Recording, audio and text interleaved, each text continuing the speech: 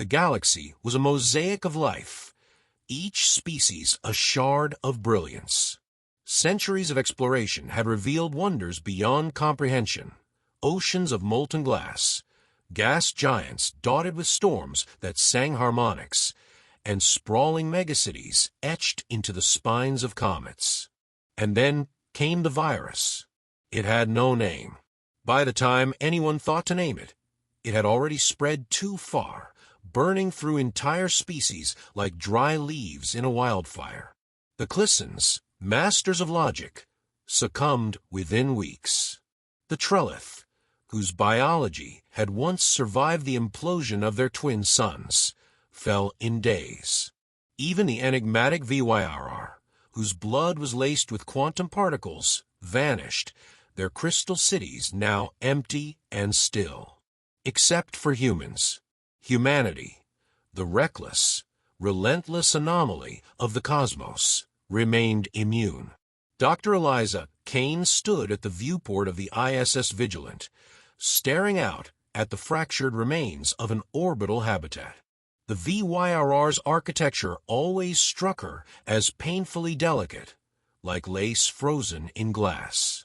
Now it drifted in ruins, a graveyard of shimmering debris. "You've been staring at that for hours," said Captain Owen, his voice heavy with fatigue. He leaned against the doorway, his uniform rumpled, and the shadow of a beard creeping across his jawline. "It's beautiful," Eliza replied, her tone distant. Owen sighed and stepped closer. "Beautiful doesn't help us figure out why the hell we're still here. And why they aren't." Eliza turned, her pale green eyes sharp and tired. "You think I'm not aware of that? Every lab, every ship in the fleet is running tests, Owen. And every day, they're finding nothing. No genetic markers, no biological tricks, no secret antibodies. It's like the virus just ignores us, because we're too stupid for it." Owen offered with a half-smirk, trying to lighten the mood. "Because we're too chaotic," Eliza muttered, more to herself than him. "Too unpredictable." Outside, a VYRR crystalline fragment caught the light of a distant star and refracted it into a kaleidoscope of color. Eliza thought of her late husband, a xenoanthropologist who had once joked that humanity survived by breaking every rule of nature just to see what happened. He died years ago, long before the virus. Sometimes she envied him for missing this nightmare. The Vigilant's comms crackled, breaking her reverie. "Dr. Kane, report to the bridge," a synthetic voice announced. "We've intercepted a distress signal." The bridge was a stark contrast to the sterile quiet of the viewport. It buzzed with activity, crew members exchanging clipped updates, while screens displayed streams of data. Owen slid into the captain's chair, his demeanor shifting to professional immediacy. "Distress signal from a Derelict freighter," Lieutenant Yara reported, her dark eyes scanning her console. "But the trajectory, it's erratic. Looks like no pilot. No pilot." Owen repeated, leaning forward. "Automated systems," Eliza murmured, standing behind Yara. "The virus must have—" "Can't be sure until we get there," Owen interrupted. "Plot a course. And prep quarantine protocols." The crew moved with synchronized urgency, but Eliza's thoughts drifted again. The Derelict had been renowned for their meticulousness, their ships masterpieces of engineering. What would drive a species so precise to send out a ghost ship? And what could they hope to accomplish when every message from the infected ended in silence? The freighter loomed ahead within hours, its sleek, obsidian hull marred by jagged scars. The Vigilant's lights washed over it, revealing eerie markings etched into the metal. Symbols, messages, or perhaps just the last desperate attempts of a dying crew to leave something behind. As Eliza stared at the strange markings on the freighter, a thought gnawed at the edge of her mind. Humanity's immunity wasn't a blessing. It was a question. one that demanded an answer before the rest of the galaxy's silence became permanent. Docking complete, Yara's voice cut through the silence. Quarantine protocols active. Owen's eyes met Eliza's. Ready to find out why we're still breathing. The freighter's interior was a monument to desolation. The airlock opened with a hiss, revealing a corridor bathed in flickering emergency lights. Shadows stretched across the walls, and the faint hum of the ship's failing systems vibrated beneath their feet. Eliza adjusted her breathing mask, the sterilized scent of filtered oxygen doing little to mask the unease coiling in her gut. "Keep comms open," Owen ordered, his voice crackling through the comlink. He led the team forward, his rifle raised. The sound of their boots echoed through the hollow vessel, each step a reminder of how empty it was. Eliza followed, clutching a handheld scanner that pinged faint traces of life. Faint, but erratic. "The readings don't make sense," she murmured. "The biosignatures are fluctuating, like they're unstable." Unstable. Owen turned to glance at her, his brow furrowed. "Like they're there, but not there," she clarified, tapping the screen. "It's almost as if the virus is." "Let's focus on the now," Owen cut in. His tone was sharp, but Eliza caught the flicker of unease in his eyes. "We'll analyze later. First, we find the source of that signal." They advanced deeper into the ship, past shattered consoles and walls smeared with a substance that glittered like oil under the emergency lights. The markings Eliza had seen on the hull continued inside, scrawled across every surface. Some were mathematical equations, others were frantic, looping symbols she couldn't decipher. "These," she trailed off, running a gloved hand over the etchings. "They're patterns, but they're chaotic. It's like they were written by survivors," Owen finished grimly. "If you can call them that." "We need to move," Lieutenant Yara interjected. She was scanning the surroundings with the precision of a hawk, her pulse rifle steady in her arms.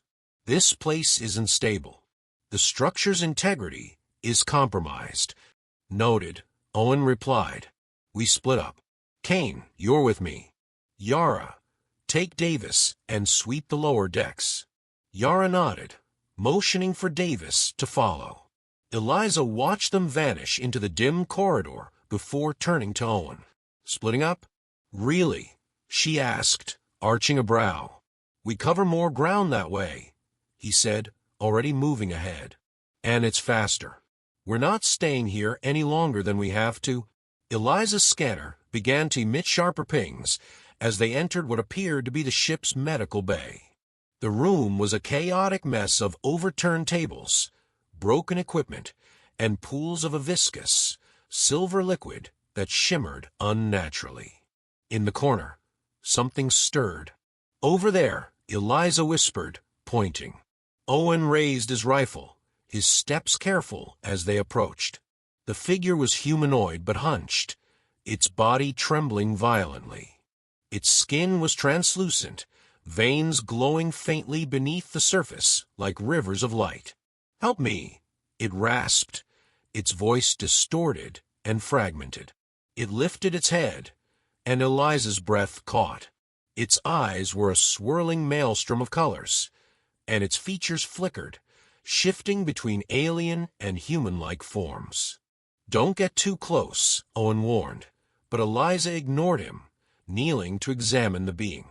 "It's trying to speak," she said, her voice soft. "We can—" Before she could finish, the creature's form convulsed violently. It let out a guttural scream, and the room's temperature plummeted. Owen grabbed Eliza by the arm and yanked her back as the creature exploded into a cloud of shimmering particles.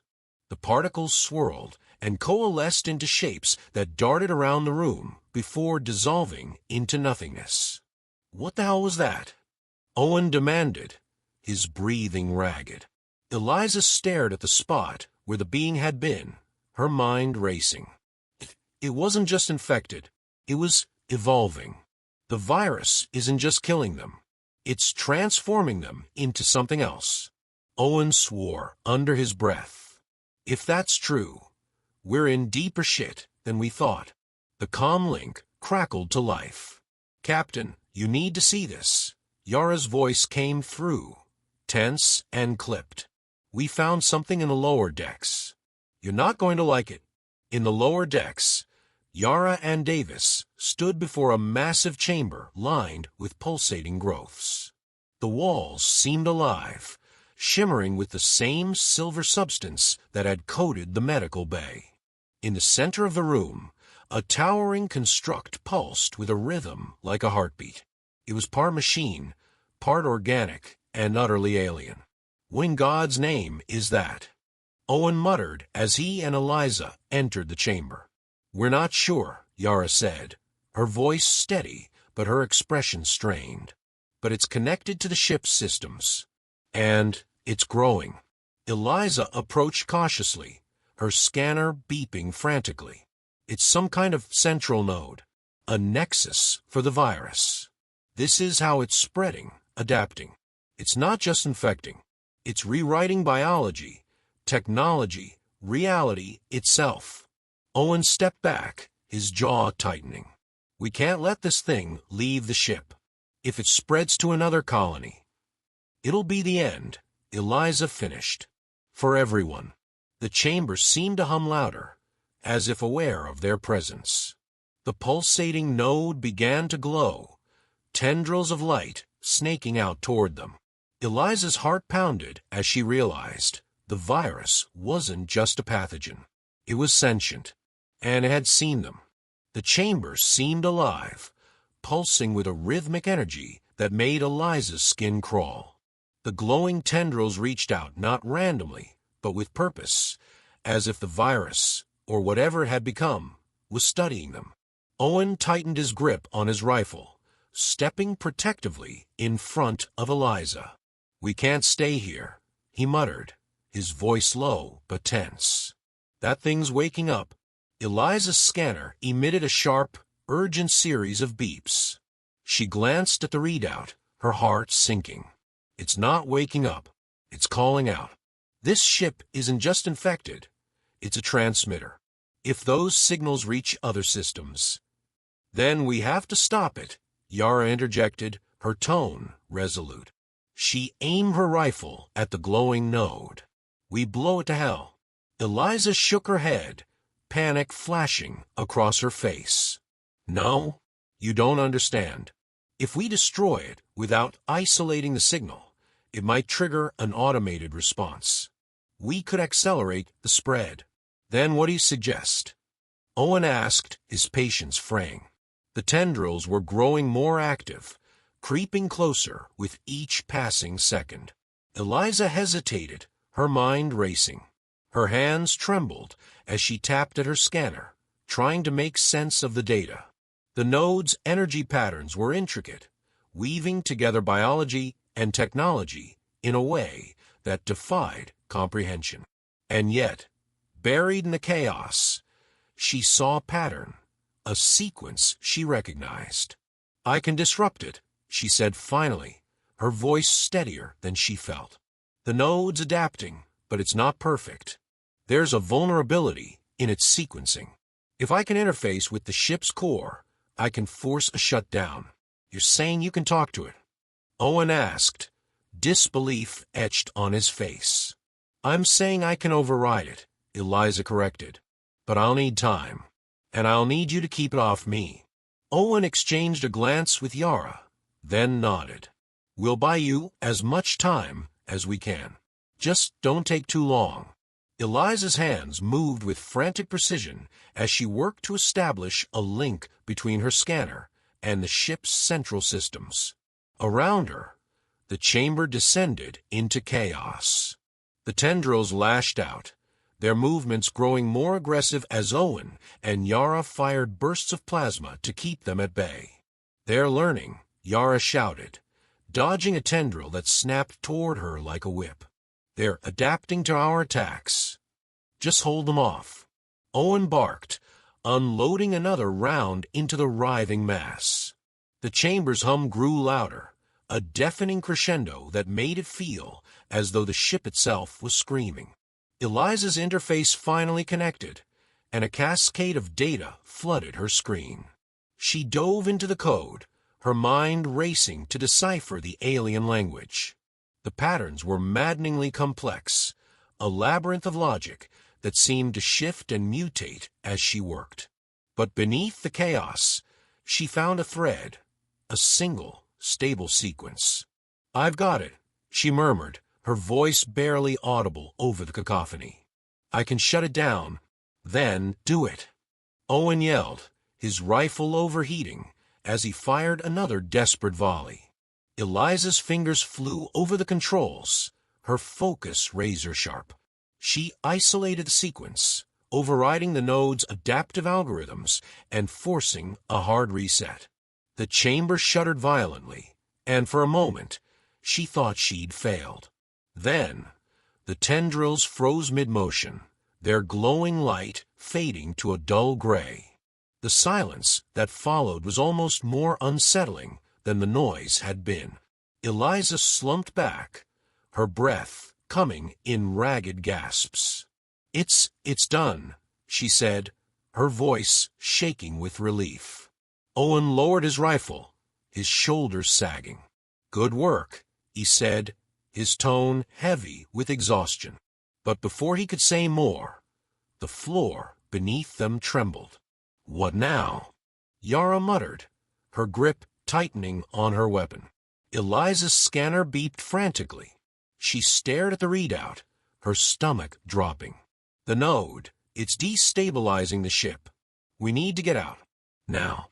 The team raced through the freighter's corridors, the ship's structure groaning as it began to collapse.